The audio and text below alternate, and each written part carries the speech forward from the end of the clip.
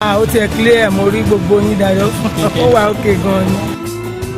Alright. Clean clear. I feel good.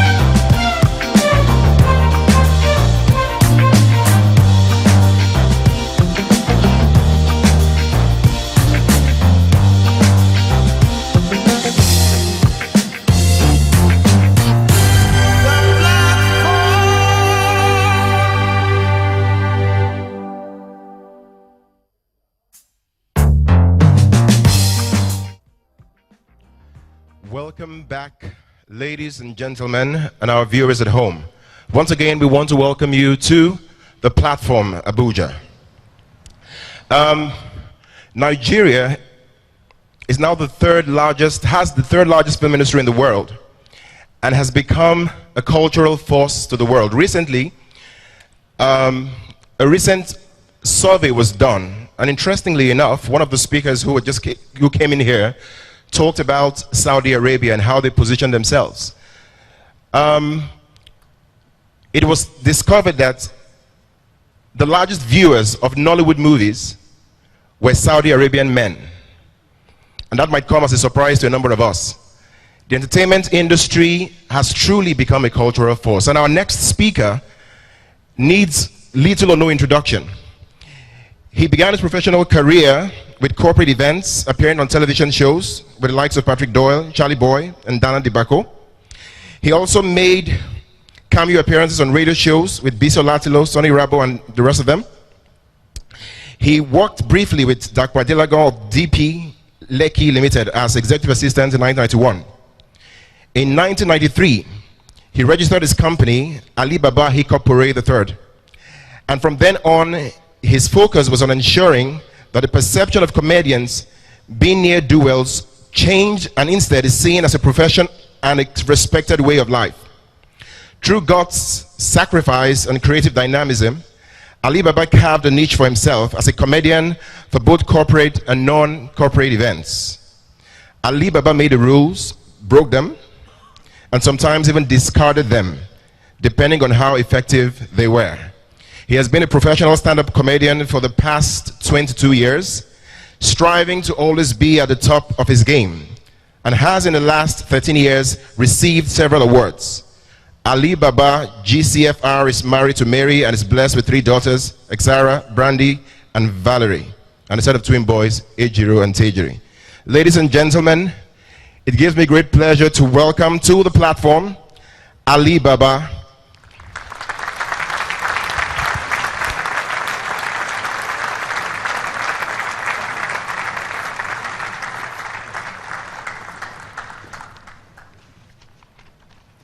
Good morning, Your Excellencies, distinguished ladies and gentlemen. This is the first time I'm presenting a paper on this stage. I've always worked for money here.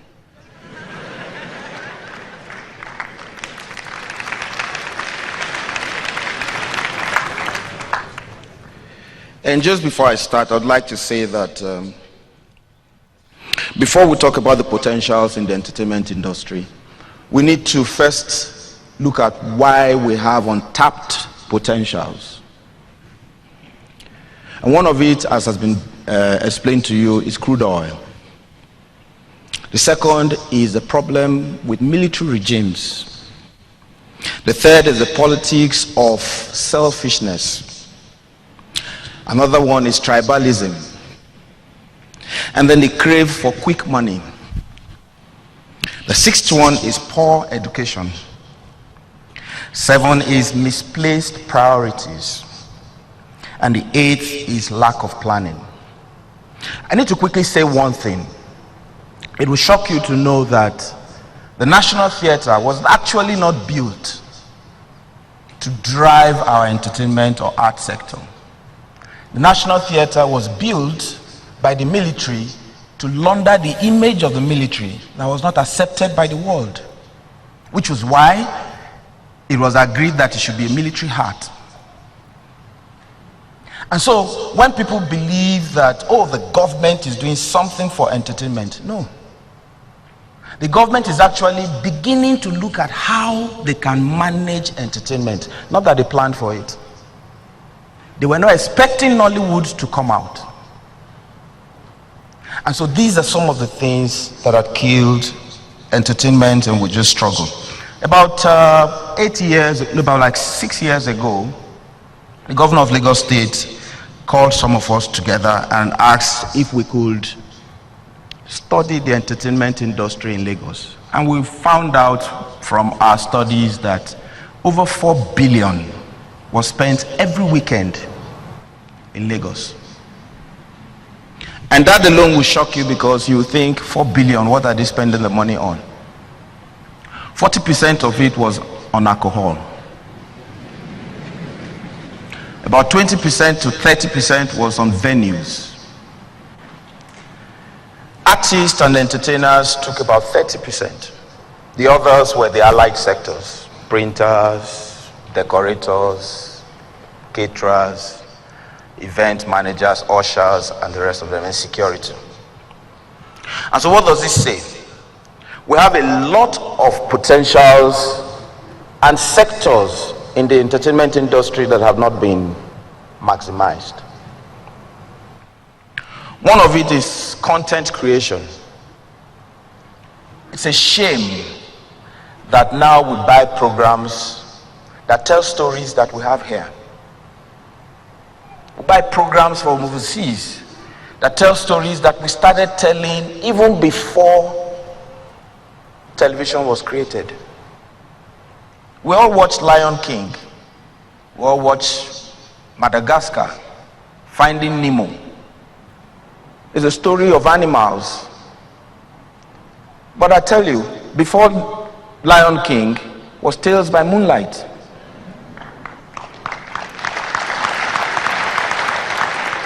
And the same lessons that were taught us in Lion King were stories that Auntie Kim had taught us long before Lion King.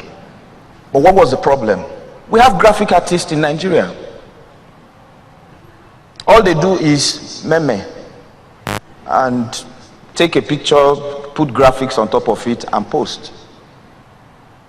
That means that is a sector that needs to be developed. There's no need to mention what has happened in comedy.